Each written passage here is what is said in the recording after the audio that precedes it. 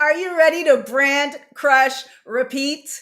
Because that's what we're Oh, talking about right here, right now. 100%. All of the club, none of the snub. That's right. We're trying to bring this Clubhouse conversation back over to our home, LinkedIn. So definitely, if you're watching, we're going to be talking today. What are we talking about today, David? We're talking about the art of the pivot because, as you'll see, we went from Clubhouse, which, Clubhouse has certain things that we all were very, ooh, nice little shiny object syndrome stuff going on. And then it was like, we have a bigger community. We have a bigger following and community of people that we were dropping so many gold nuggets that it started to feel selfish. We were going, wait a second, so many gold nuggets that not everybody is gaining access to. So we were like, how do we raise it up? And so Cher started this campaign saying, David, because Cher is she's like the video goddess. She is like she is the goddess of video, the goddess of audiovisual. She's got this whole sort of, broadcasting vibe. And she's just like, you can't stop listening to her. You can't stop looking at her. She's just unstoppable. And so she was like, gotta bring this. And I'm like, I think you got a point there. Yeah, and I mean, you look at Clubhouse, and this is one of the things that a lot of people, especially content creators, are talking about is the fact that once you say it, it's done. That's it. Party's over. The whatever you've shared, whatever the hosts have shared, whatever our guest moderators share, it's like they put it out there, but then it's gone. So this is the opportunity for not only for us to contribute to our communities, but also to have legacy so that you can go watch later because you can see the brand man right there. There's the brand man. He's got his hat on, everything. And so one of the things that we wanted to do was make sure it's not just the Cher and David show, because that's not what Clubhouse is all about. And again, we wanted to take the essence of Clubhouse and bring it over here. So what I wanted to do, guys, was just share with you some of our guest moderators for today. And you too can be a guest if you'd like to join us on Clubhouse.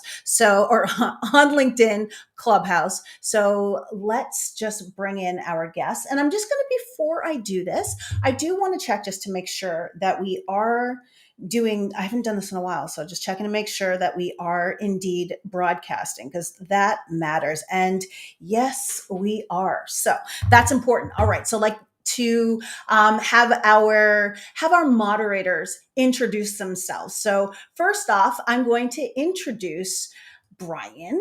Brian, welcome to the show. I'd like you to introduce yourself to everyone. Oh, I got you muted, Brian. So if you can, that famous word of 2020. There you go. It is. I think I'm good. Hi, I'm Brian Bukowski. Thank you, Cher and David, for inviting me to be a guest moderator on the show. This is awesome. When you got beautiful faces like your two, you have to have that out there and also be able to reuse this. Again, I hate the idea that it doesn't get to stay there when it's on Clubhouse. So this is awesome. But anyway, I am a branding guy at heart. I met David a long time ago. My company is Bomb Image, and I help people to demystify branding and marketing. It means a lot, but I'm here to hopefully partake in the conversation and offer a few bits of wisdom from my end. So thank you very much. Well, thank you so much. We are excited to have you, Brian. And now I'm going to bring in our next guest moderator for this conversation. So let me close you out for a second and bring in Erin. Erin, introduce yourself to everyone. Hey, community. What's going on? I'm Erin Whitehead, the surgeon coach. I love being up here on stage with Cher and David and friends, especially about the topics that we're talking about today. I work specifically with orthopedic surgeons on human performance and high performance mindset, taking them to the next level, specifically how to pivot and to break down all of those barriers, commit 110%, and pretty much introduce themselves to themselves for the very first time. It's awesome. Thank you so much for having me. Glad to be here. It's so great to have you. Okay, and we have one more guest moderator for today. And like I said before, if you ever want to be a guest on this show and talk about awesome topics that everything that has to do with branding, marketing, and all that, you can DM me or David to let us know because we are here. We want to make this just an awesome show. So we want you to be a part of it. And of course, your comments are part of the show. As we continue, as you become part of this conversation, we'd love to have you. So let us know. But want to add one thing to this before we bring on our third person. See the person you're about to meet is he's a pretty legendary dude, Legend. and I would say that each of the people, we're very particular.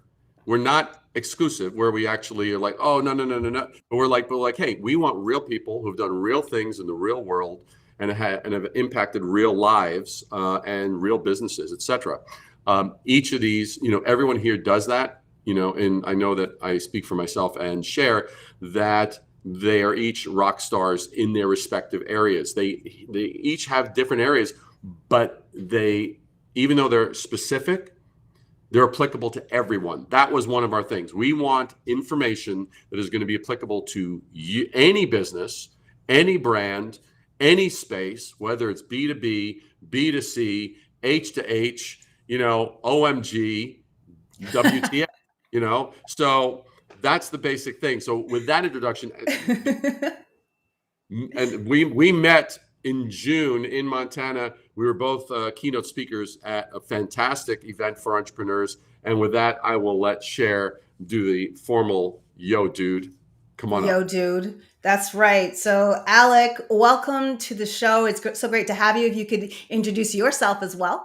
Sure. Thank you for that, both of you, Cher and David. It's an honor to be on the virtual stage with you again. I'm enjoying our sessions every week and love the pivot over to LinkedIn. So my name is Alex Stern, and I'm known as America's Startup Success Expert. I've co-founded or been on the founding team of 8 companies with 5 exits, 2 IPOs, 3 acquisitions. Most notably, one of the original 3 in the attic for Constant Contact. So that's my quick intro.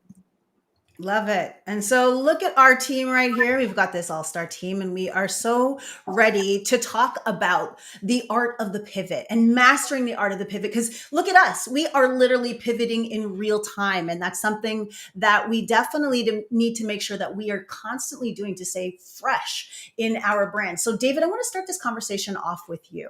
Tell me a little bit about, or if you were to give me an idea or a first step when someone's considering pivoting. And this could be from a personal brand perspective. This could be from a business brand perspective. I mean, you've done so many pivots as far as brands are concerned. So you've changed and you've evolved their brands and you can help them change their direction. So what would be your first piece of advice that is most important to start with?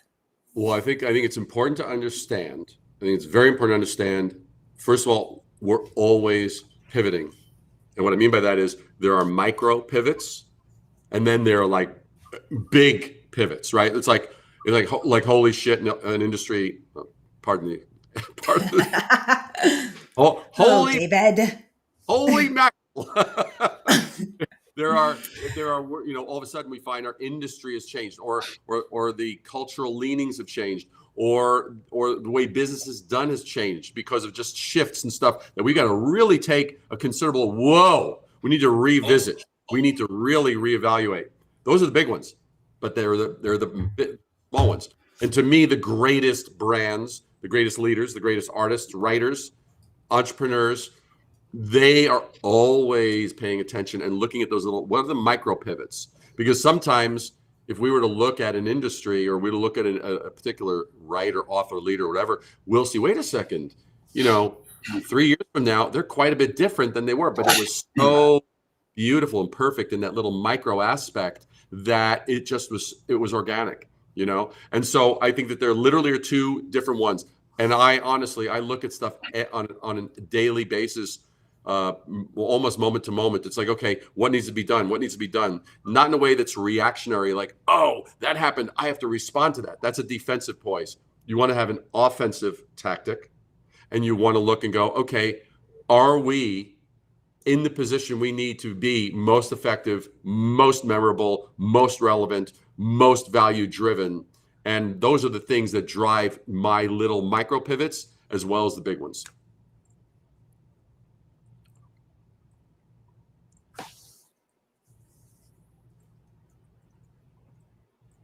See, I'm going crazy in the back. I'm trying all these new things and it's really, really fun. But I got you. You're saying have offensive tactics. And that's really important. So you can't pivot in a defensive mode effectively is basically what you're saying. Is that right, David? 100%. I mean, and it's just recognizing that pivoting is part of business. It's not an add-on. That's the thing I just want. That's the point I'm really trying to drive home. It's not an add-on. It's not like, oh, you know what? We'll pivot when we get around to it. Let's just do, like, I'll give you an interesting scenario. There was many of you know my masterclass. So in my masterclass, we ended up having 5 people from a $3 billion lighting company join the group and sign up and do the masterclass. And why did they do that? Because they found out they were showing up every day executing. They were just in execution mode.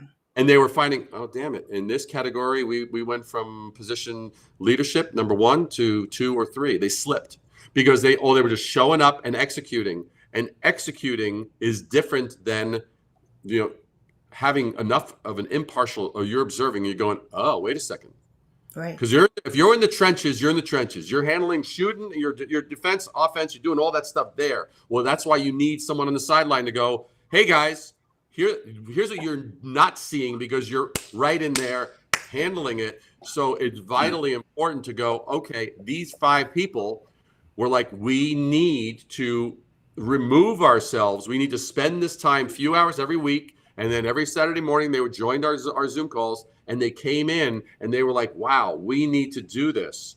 And so at the end of the thing, they were like, that was so therapeutic because they realized they'd gone on almost autopilot, executing. And if you get into that mode, you will lose ground. You will absolutely lose ground because unless, unless you're outdoing yourself, someone's going to outdo you for you. So anyway, that's my whole point about pivoting. I love it. And Paul's saying, that's great, David. Pivots happen whether we are aware of them or not, and whether if we leverage them or not. So that whole offensive mindset when it comes to handling the pivot is something that we must do. So Brian, I'm going to come up to you next. And what are your thoughts as David's popping style in his hat? What are your thoughts around the pivot and what have you noticed in your business, especially because not only do you have to apply the pivot to your business, but you also consult and work with businesses. And so what are your thoughts in this conversation so far? Absolutely. Thank you. And I think I'm not on mute, so I think you can hear me. Yeah, perfect. Perfect this time. But yeah, my points are really right along the lines of what David was talking about. And based on our previous conversations, some of the similar things that I said is the number one thing. I love the quote from Shawshank Redemption: get busy living or get busy dying. So if you're not actually actively taking that offensive push on a pivot of some kind, whether it's tiny and you're adapting or you're really making a wholesale change, you're losing ground, and we don't want to do that. And the other one is, and this was my tidbit from before as well, I think you have to be objective. So David was talking about that. When people are knee deep in it, they can't see the forest for the trees. They're not right up. They're so close, they can't see it from a distance to understand who they are, where they're going, what the customers are doing. So to me, I think that's one of the biggest, most important things is you need those outside forces to help you. That's why you have a guy like David or that masterclass or things of that nature to help you get removed. I'm a designer by nature. That's where I started my career. And I get way too close to projects. I've been on projects where I'm working on things and there's a typo and I don't see it because I'm just too close. So things like that happen. And I think that the outside forces can really help drive the correct pivots and doing it the right way. Love that. Love that. That's what it's about, man. That's what it's about. It's like, it's like we can get so close. We can get so close where we lose our impartiality. And that is the value.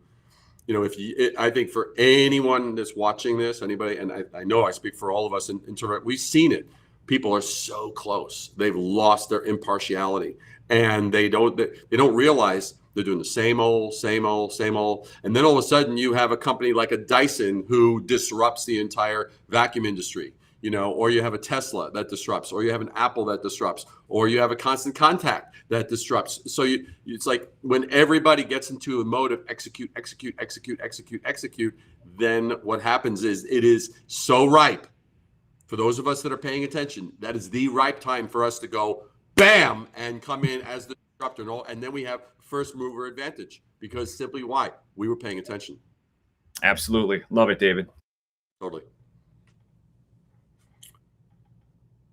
So Erin, I'm bringing you in next. I'd love to hear your thoughts on the art of the pivot, because I know your story from some of the stuff that we've been doing in Clubhouse and how you have made, sometimes they're micro pivots, sometimes they're large pivots. Talk to me a little bit about what you have done in your business specifically.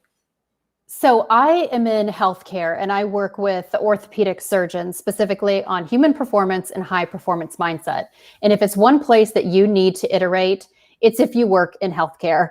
It is an ever evolving, ever changing monster that everybody sort of hates to love. And if you're not paying attention, your market is going to steamroll you. You are going to be caught underneath the steamroll with this look on your face that's total and utter shock because you didn't see it coming. And if you are a consultant or a coach in any industry, really, you have got to have your thumb on the pulse of what's going on. And if you are a solopreneur, which most of us are, we find ourselves working in silos. So it's me, it's my four walls. I don't really have anyone that I can bounce a whole bunch of ideas off of. So it's extremely important that I pay attention to the chatter on social media and what are the latest articles being dropped? What's the latest science that's being backed? What's the evidence-based science or techniques that are happening? What's going on at the conferences? Otherwise, I find myself repeating what I used to say 3 to 5 years ago, which is probably irrelevant at this point, unless it is a concept that will constantly be on a continuum, like change is constant, for example. Anything else other than that is probably something that's outdated, especially if it has to do with technology. So it's so important to keep your thumb on the pulse of what's going on. And also, don't be afraid to pivot, or those micro pivots, what I like to call iterations. So many business owners are scared of taking their comfort zone and switching it even just a little bit to the right or to the left, to 10 degrees, 25 degrees, because the future is unknown. Well, in entrepreneurship, the future is always unknown. So you can't be afraid of that. You have to go forward and commit to your pivot. And when you do, that's when you learn. You learn through action.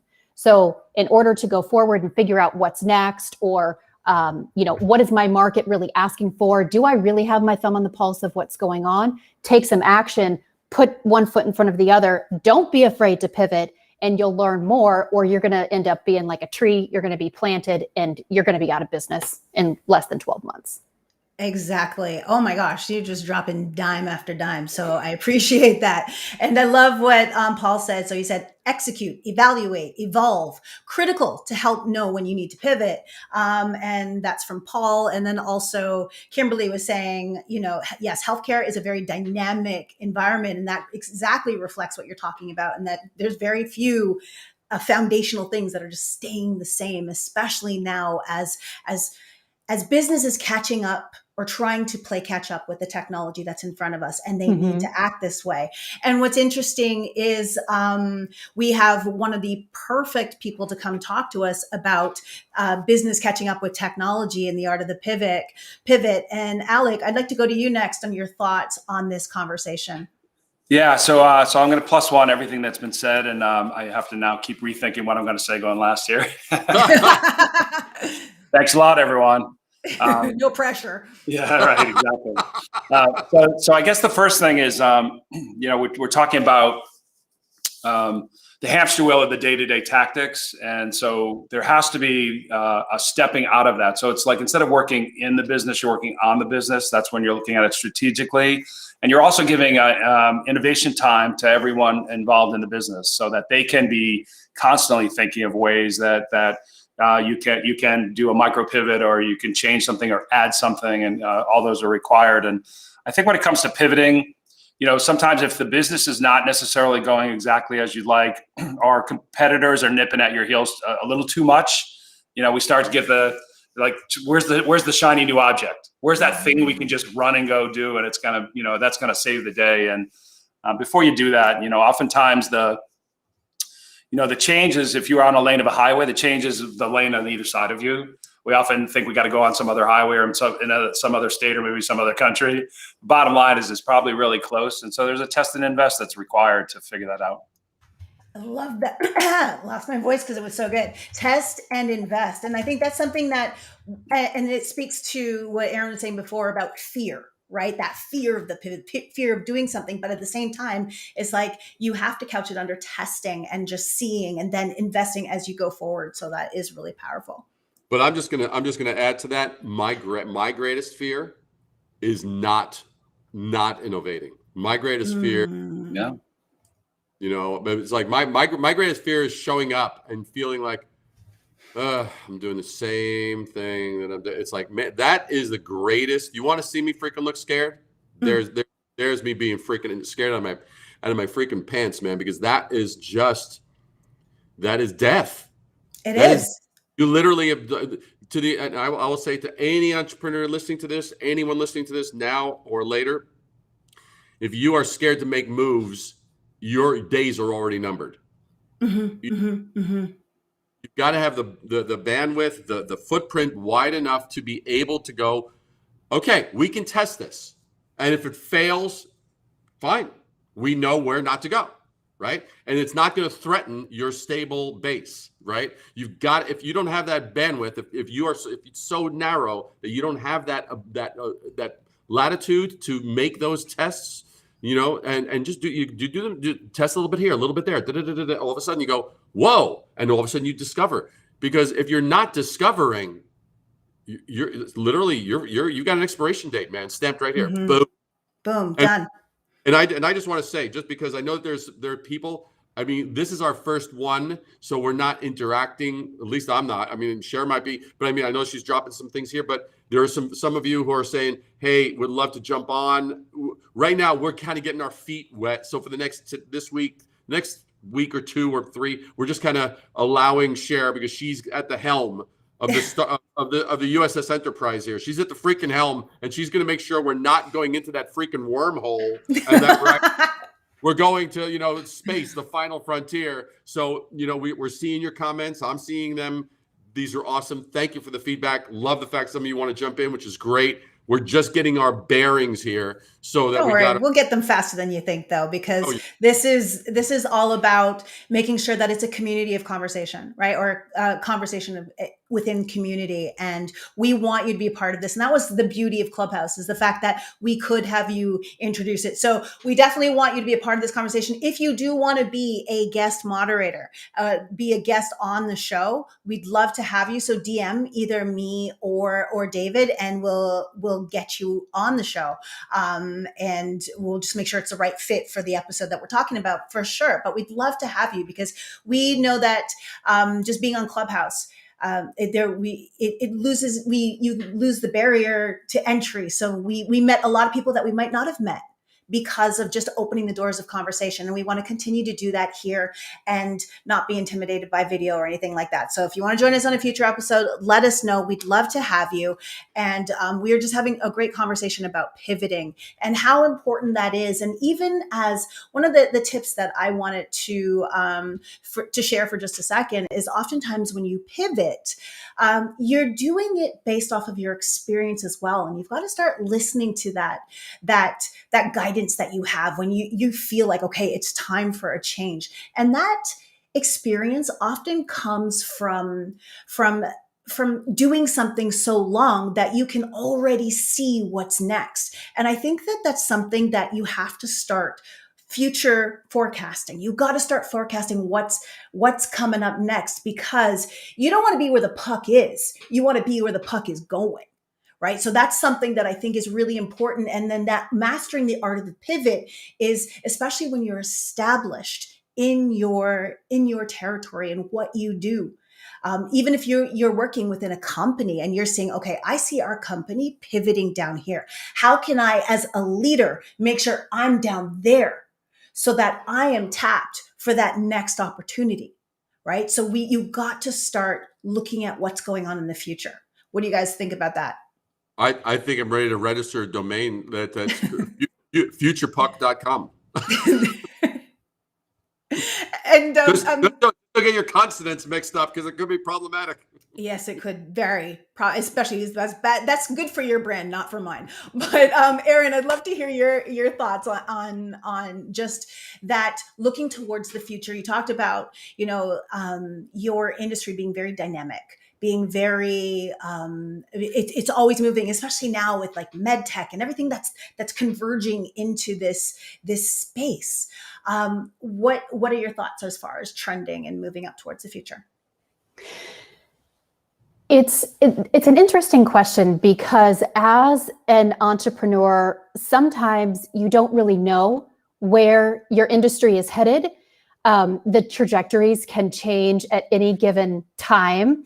The point is that you have to be in the lane when it happens, or you're going to be off the beaten path, and like I said, or you're going to get steamrolled. So it is important to decide or to figure out where it is the trajectory is going to be. But don't forget that you may have more influence on your market and on your audience than you think, that you can actually influence that trajectory. For example, many of the narratives that have been told over and over and over through the healthcare system are now being challenged. Or think about some things that you've heard about in finance 20 or 30 years ago that are now being challenged and shown through other types of influencers in the way that they're building their businesses. Oh, conventional is not chic right now. It's actually doing the opposite, or turning or iterating. So don't think that you don't have the type of influence that you can't make positive changes, because you can. So my point is, you don't always have to wait for somebody else to take the first move. You don't always have to be the follower. You don't always have to wait and see, which is a lot of what entrepreneurs do, is they sit back and they wait for somebody else to make the big mistakes and then sort of learn from what they're doing. But in turn, you're not really learning too much. You're just learning what the other person either did or didn't.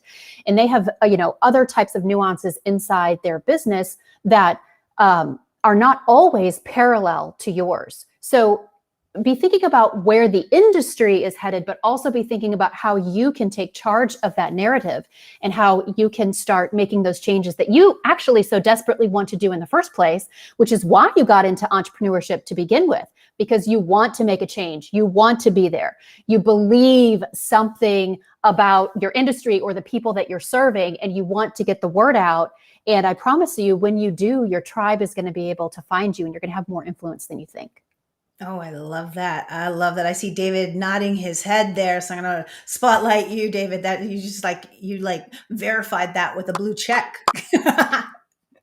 Well, all I can say is all the women in the show with the amazing curly hair. They're amazing. All of them. Also, I wanted to just shout out to Cherie, and she's like, or you have to know when to make that adjustment in business and life, renegotiate, rethink, and don't be afraid of change. So again, this comes right on within the theme of this conversation, because we can't be afraid. However, here's a question I have for you guys, and either Alec or Brian or both of you, I'd love to hear from you around what happens when you make a mistake in the pivot. Have either of you ever made a mistake and now had to course correct within the pivot? Because sometimes we pivot the wrong way, and then all of a sudden we're like, damn, what happens next? So, Erin, you got a story?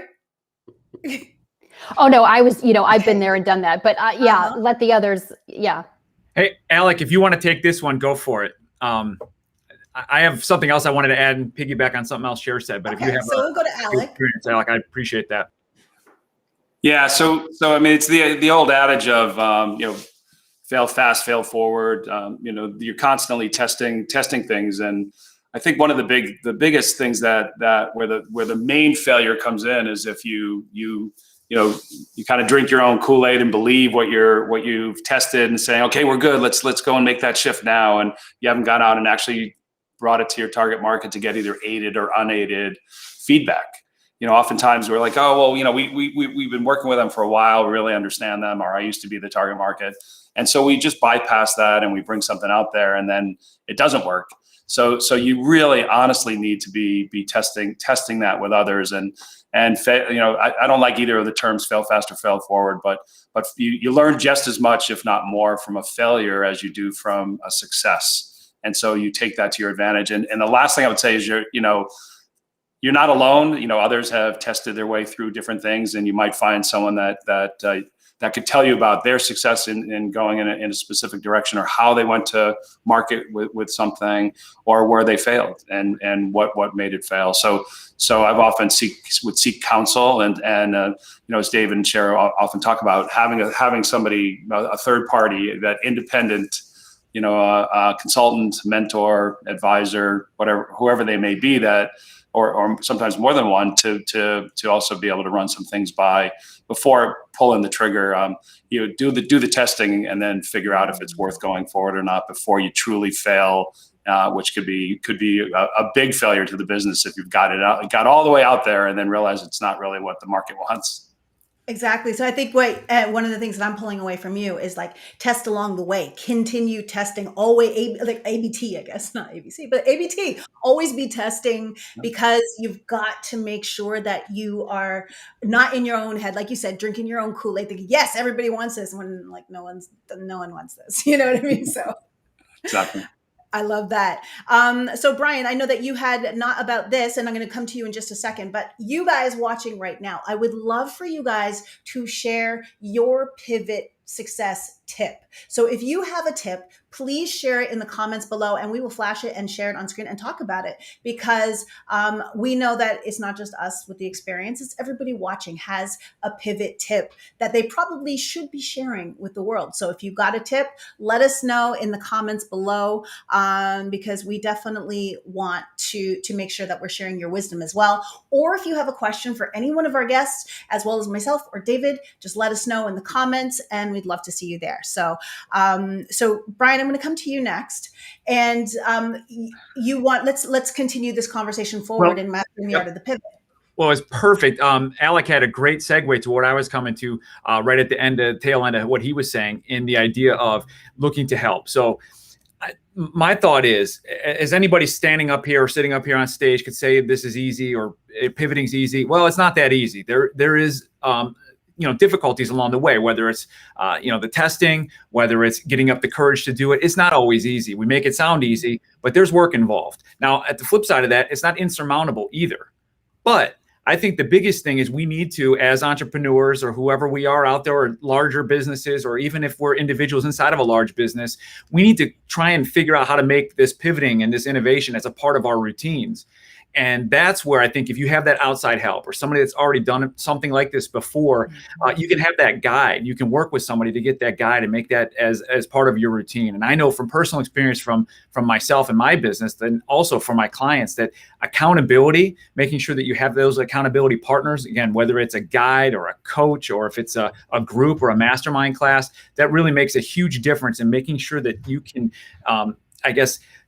siphon in all of these ideas and make it a part of your routine, and not just be stuck in that execution mode. So to me, that's what I was thinking, and Alec kind of went right into it, and the tail end of what he was saying. And I think that is absolutely key. And looking to people such as Cher, such as David, such as Erin, or even Alec, people have done these things, and there are guides out there. And if you can find them and turn that into accountability, I think it makes a huge difference for everybody, because it's not easy, but it doesn't have to be insurmountable either.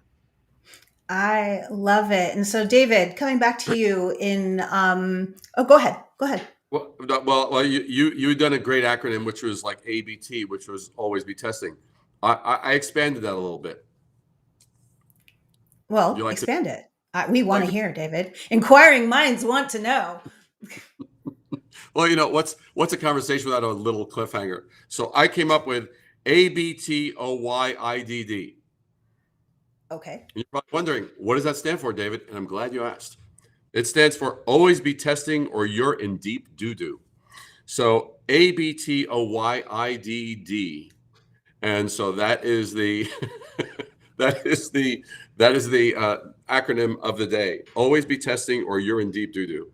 I think that everyone can relate to that, from the very young entrepreneur, the 3-year-old, that's it, ABTOYIDD. All right. So always be testing or you're in deep doo-doo. And listen, you nailed that. You will be. It will either cost you money, it could cost you reputation, it cost you customer, like so many different ways if you don't test. So I really do appreciate that. And again, like I said, we want you guys to join this conversation. I love what Michael says. He's like falling down 7 times in San Diego, getting up on 8 times, on the 8th time and charging along. Yes, we got to keep charging forward because we're going to make mistakes. You have to, and Erin talked about it earlier, like iterating to innovate. And it's those, sometimes they're micro pivots, as you talked about, David. And it's just something that it's like, we need to make sure that we continue moving forward. Yeah, dust your shoulders off a little bit, like figure it out, but then also evaluate. So, do you have an accountability partner? Do you have someone who has been, so an accountability partner? Have you been testing? Have you had multiple voices for feedback? Have you waited too long in order to push something out where you missed your mark, you missed your moment? And so we have to continue to push forward. So there's so many different nuggets of advice. I love what Alan said. I'm so glad this is recorded, since so many great things that we are learning, and that's exactly it. And that's why we're doing this here instead of on Clubhouse. So again, we want that Clubhouse kind of experience as well. So you guys sharing your thoughts, sharing what you want to share with everybody as well. This is a community effort, and we look forward to continue to growing with you guys. So, David, you have something to say? I see that hand. I have a question. I have a question to add to what you're saying. I would love to know. I think this would be really powerful to get. I'd love to know from everybody, what is a tip on pivoting? If you were to look back at the beginning of your career and you were like, you didn't have, whether it was, however, whatever it was, the early part where you didn't have a lot of experience, you hadn't, quite kind of either gotten your groove or whatever like that. You were still learning the ropes and this, that, the other. I'd love to know, what would be a pivot tip that you would have really loved to have then that you know now? I think that would be really powerful for everybody. I'm curious myself. Okay, so Erin, I'm going to go to you first. What would be your pivot tip that you wish you got? You have to embrace the fear. Mm-hmm. You have to. It's part of the, we are humans and we are designed to struggle. The human body and the brain is designed to actually push through and evolve. So when you feel fear, you're probably on the cusp of something, by the way. That should be those little tingling feelings and the spider senses that go up on the back of your neck, where I am telling you that you are probably on to something and you're fearful about going forward because you don't know what the future holds and it's ambiguous, which induces stress and worry and anxiety, etc. But the quickest way to get through that is to push through. You have to commit. You have to welcome the fear and you have to commit. You have to. There's so many people who dip their toe into, even a micro pivot or an iteration, not fully moving forward because they're afraid to see. Like they're putting their hand right above the stove, but you really need to you need to put it down there, let it sizzle, and figure out what to do next. Not really in life, just to be clear, but you need to commit.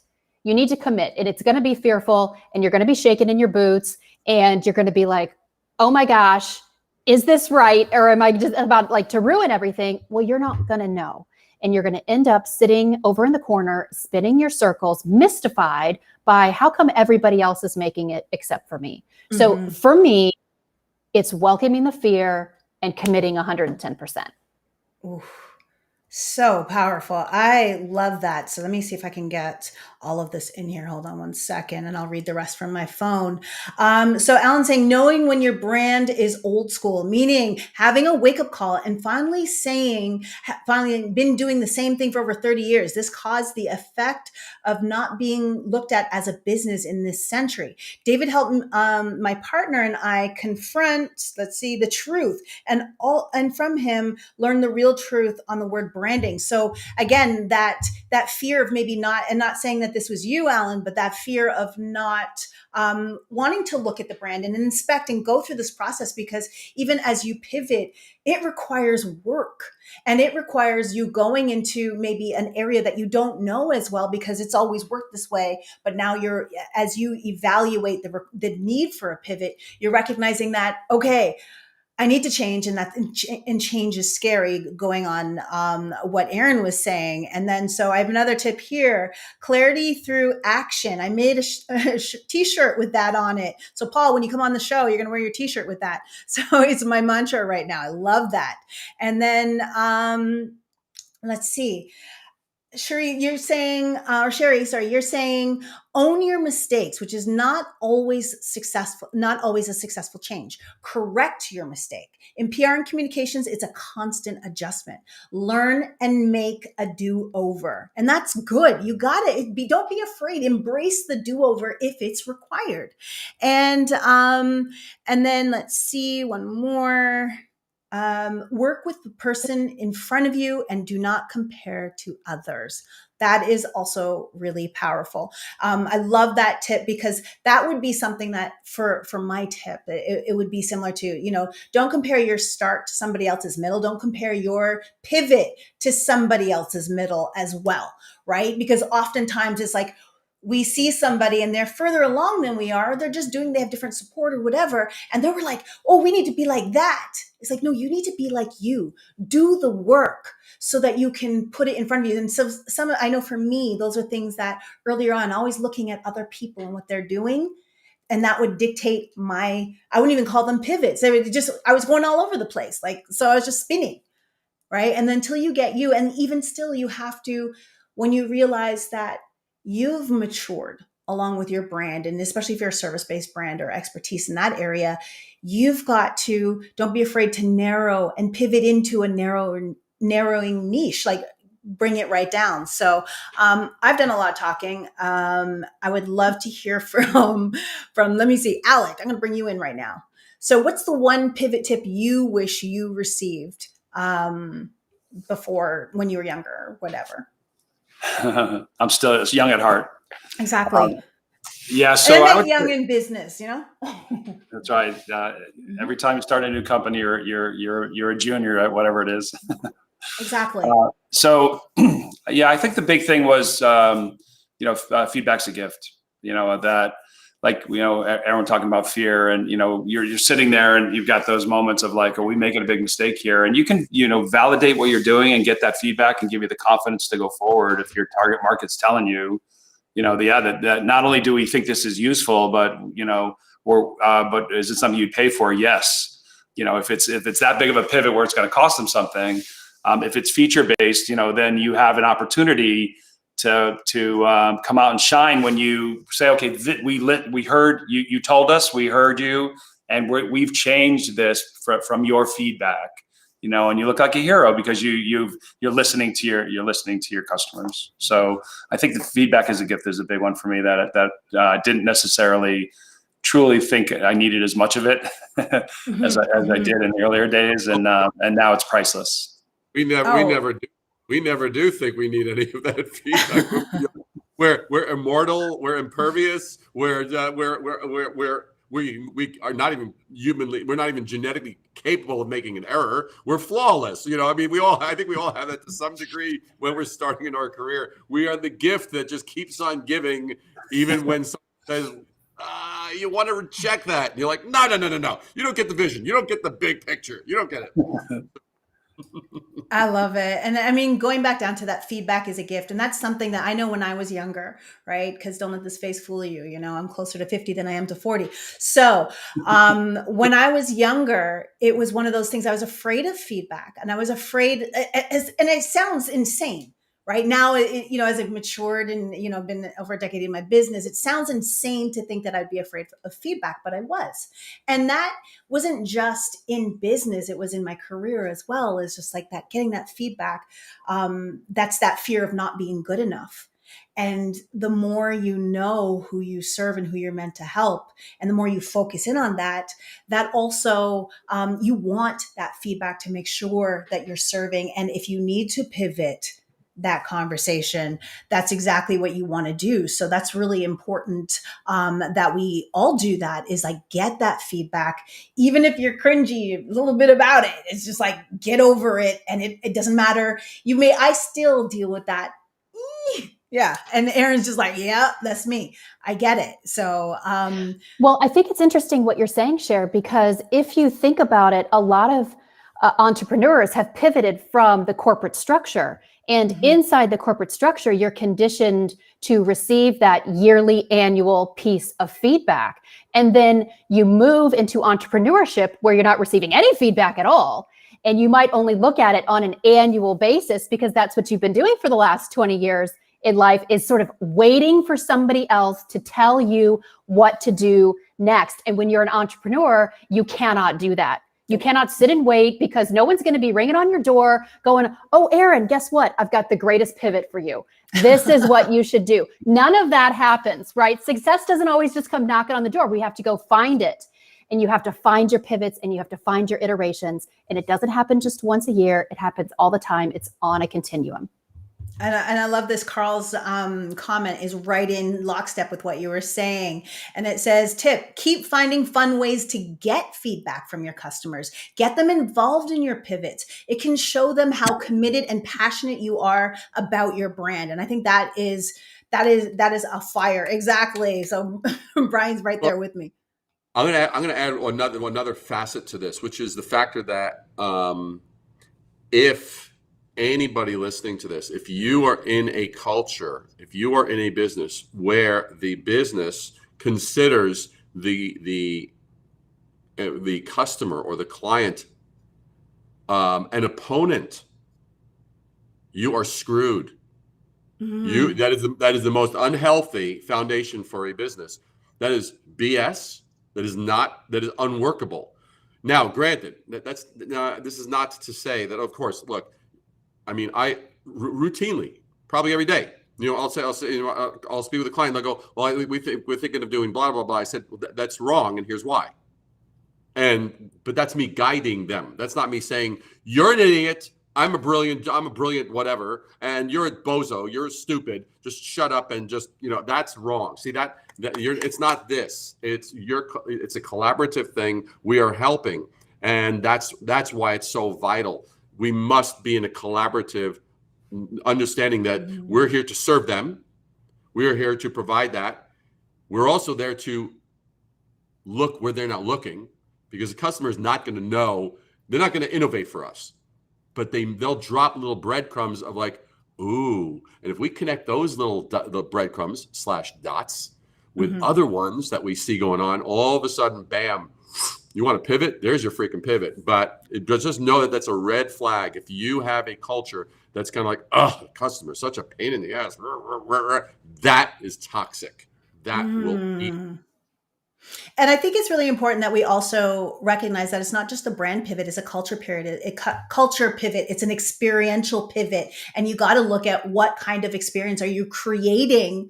And it may have nothing to do with branding, but it's everything to do with your brand and that experience with your brand. And sometimes it's an internal thing where you got to look in and look at how you are mastering the art of the pivot from the experience perspective. So I love Cherie saying, listening was my early mistake. I had to learn that in marketing, my dream was not my clients. And I get that too, right? It's like not your clients don't necessarily want your dream. They want theirs. So when you master how to work with somebody, it's golden. And I was not always right. And I think that that's the whole pivoting comes from the feedback. And I think that would be the underlying message that we got from this entire conversation. And I want you guys to know that it is winding down in the next 7 minutes. So if you want to contribute to the last bit of this conversation or thinking about joining us later, you are more than welcome to do that on another episode. Let us know. But we'd love to have your feedback or your comments or contribution to this conversation. So let's see do you guys out of the five of us here, does anybody else have something that they want to add around this? Dave, Brian, perfect. Sure, I'll add one little tidbit, but I love what you had to say about making sure that your brand is your culture. I've kind of looked at that and made posts about that on LinkedIn as well. It's pervasive. The brand is across the board, and it's every part of it. And as David said, if you're not in it for your client or your customer, you might need to be in something else. It's that simple. There's no bigger death sentence, as David said, than that. And the one tip that I would say for me, especially, is I've always struggled and still struggle with trying to not let perfect stand in the way of good. And that goes back to a little bit of what Erin was talking about too, and not being good enough. But sometimes good enough is good enough, and we need to make those micro pivots, and we need to move forward. And we cannot be having that paralysis by analysis and sitting there in mud and not moving. And I think that's my tip, to move quicker throughout my entire career in various capacities or facets that I was in. That would be the tip that I would have liked to have given myself. And I still have to bang myself over the head with it today. And again, that's where accountability comes in. Accountability to yourself and having somebody else making sure that you're accountable. So those are my quick tips about, what I could have done better in my career earlier, is just move quicker and just move forward. And I guess that's kind of my little tidbit on tips, but thanks for the time for that. I love that. Oh yes, absolutely. Erin, Yeah, go can I ahead first. piggyback on that? That was great, Brian. I think for me, one of the biggest pivots that I made was to come full circle with who I truly am. Because as an entrepreneur, people can detect the BS. And when you put it out there, they're going to sniff it out. I don't care what kind of pivots you make. They're going to pivot away from you.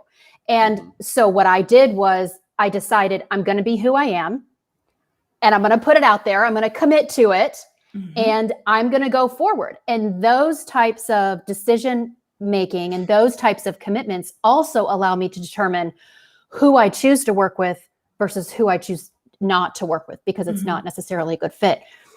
So for anybody out there who's thinking about becoming an entrepreneur or starting a business on your own, know who you are. And when you do, it's going to be easier for you to live out your mission and live out your vision and put it out there on social media once you start, utilizing channels and leveraging all of that. But the biggest pivot you can do is inward. I love that. And one thing that I want to ask you guys, so this is like more of like, you guys can do it a show of hands or whatever. How many of you right now, and you can also in the audience too, if you guys are planning a pivot or working on a pivot right now, how many of you are actively, so in this studio audience here, how many of you guys are actively pivoting right now? Show of hands. Look at that. Guys, what does this tell you? That's that you amazing. have to, yeah. Right. I want to make sure everyone really gets this. We're all in many, like a lot of different spaces, a lot of different industries, a lot of different, probably Alec and I are probably the old geezers here, as far as having been in business the longest. But the bottom line is, you got from Alec and me to you got from the other youngsters in the stage. And so, but the bottom line is check that out, guys. Different, and also so for those that, and I know you're not going to believe this, because I still think she's lying. I have no evidence. Cher says she's in Canada. She doesn't sound like she's from Canada. She doesn't walk like Canada. She doesn't talk like she's from Canada, but she's from Canada. So you got Cher, who's like from Canada, whatever. And then you got the rest of us who are from the US. Right. And so the thing is that you looking at demographically, geographically, no matter what, 100% of us, and we did not test this beforehand. This wasn't like, hey, when Cher asks this, we're all going to raise our hand. No, this was spontaneous. So get that. Vitally important for you to get. If we're all doing that with varying different years of experience, varying different industries and all of that, you need to look, whether it's the micro pivots or the bigger ones. It doesn't mean change something that's crushing it. If you're in crush mode, right? Our whole thing was what? Brand, crush, repeat. It is to brand, then crush as a result of that brand being properly and intelligently done, and then repeat that. But it doesn't mean repeat that mindlessly. It means repeat that like, okay, good. Repeat it, lean into it again. And if you need to tweak it, perfect it, elevate it, refine it. You get to do that. But that's the whole cycle of brand, crush, repeat. And so what you see here, vitally important for every entrepreneur to really take note of what was just asked by the brilliant, insightful, and the liar. Cher says she's from Canada. She's not. She's lying. And and so that's gold right there. Gold. Okay, so I want to say goodbye to everybody. So first of all, Brian, where can everybody find you on the interwebs? Where's the best place for them to connect with you? Best place is always LinkedIn, probably. I'm LinkedIn, B. Bukowski, or just look me up, Brian Bukowski. I think I'm the one and only, I think, or bombimage.com. That's the best place to be. Perfect. Alec, I got you up next on my lineup. Where can people find you? Where's the best place? Yeah, the best is my website, alecspeaks.com, ALEC speaks.com, where you can connect in and find all my social channels and everything else. All right. And Erin, what about you? I love LinkedIn. It's the #1 social media platform that I love to spike the football in. I love my community. Connect with me. It's Erin Whitehead, the surgeon coach. I'm pretty sure I'm the only one on LinkedIn with that name. So it should be easy for you to find. And I would be honored to connect with you if I can give you strategies, tips, tactics, neuroscience behind what it is that I do. I'd be happy to join you shoulder to shoulder and give you some strength if that's what you feel like you need. I love it. Okay, well, guys, I want to first say thank you to all of our co-mods for this week. You guys were awesome. I'm going to let you go for just a second so you can hang out in the green room. Thank you so much. And so David, this is it. This was our first fun episode of Brand Crush Repeat, and I think we definitely have to repeat this. I love it. I love the engagement. I love people are digging it. I love the fact that, it was very interesting because from this standpoint, it's like I'm seeing what we didn't have an opportunity to see in Clubhouse. We didn't get to have people comment, people chime in on a particular point that hit them. Because, a conversation, okay, unless everyone's going to be talking all over everybody, it's just kind of like, there's give, there's take, and then there's shut up and then listen. And, so there's that element. This allowed multiple layers of the conversation to be happening because each person's experiencing it in a different way. I love what I saw as far as people's interaction. And I always love you. I always love you, Cher. The world might as well know. I don't even if she is supposedly from Canada, I still love her anyway. Whatever, right? But the thing is no. I think it's great. I think you did a great job helping technologically. I love our co-moderators and guests and what they bring to the table. And so you're the bomb and you're awesome. And I think this is fabulous. I'm super happy. Are you happy with it? Oh, I'm so happy. Like this was really, I love this, the topic of the show, considering we made the pivot, right? And it's starting, even though, we're literally starting from scratch again with this concept. And we just wanted to, again, we evaluated our own pivot based off of value. Right? And where could we leave a lasting value as opposed to a moment of value? And this is why we did this. So guys, I want to remind you that if you do want to be a future co-moderator on the show, a future guest on our show, we'd love to have you. So DM either me or David and we'll make it happen. And and like David said, all the club, none of the snubs. So we welcome different people. Right? Not everybody has to be the #1 expert. As long as you know that you can bring it for the topic and it's a right fit, we'd love to have you. And so thank you guys so much for joining us. We're going to be here on Tuesdays, same bat time, same bat channel. So if you're watching on the replay, which a lot of you are, that is absolutely fine. So you'll see us next week, Tuesday at 12 Central, 1 p.m. Eastern, and you can do the math for the rest of the time zones. So thank you so much. With the branding king, we're with the Brand Crush Repeat because that's how we do. So guys, we appreciate you joining us, And we look forward to seeing you on yet another episode of A Brand Crush Repeat. Still getting used to all the tech. But thank you guys so much for joining us. And we'll definitely see you soon. And oh my gosh, we missed some comments here. So I just want to get those out there. LinkedIn has and continues to be my favorite platform for business growth. Glad I didn't spend too much time and effort on Clubhouse. Me too. Let's get these in. I definitely made a pivot, a huge pivot. Yes, you did, Randall. You are crushing it over on Amazon. So he does a lot of Amazon live stuff. And also he's doing TikTok stuff as well. So let's see what Sheree says. Yes, I am. I had to pivot after a 50th birthday. Got hit by a car in a crosswalk. After the 60th birthday, up until recently, had 4 surgeries, not knowing what was wrong, and COVID this year. So change has come after 30 years in PR. Well, change is always necessary. Thank you for sharing that story. And I'll end on Randall's comment. So take care. So guys, take care. Thank you for joining us, and we'll definitely see you next week. And we would love your feedback in the comments below. You guys were phenomenal, and we appreciate you. So in this note, we got to do like a quick countdown, because if I end it, it will cut off in the middle of my sentence, and we can't have that. No. No way. So thank you so much for watching. Because that would be brand crook. Right? Exactly. Bye.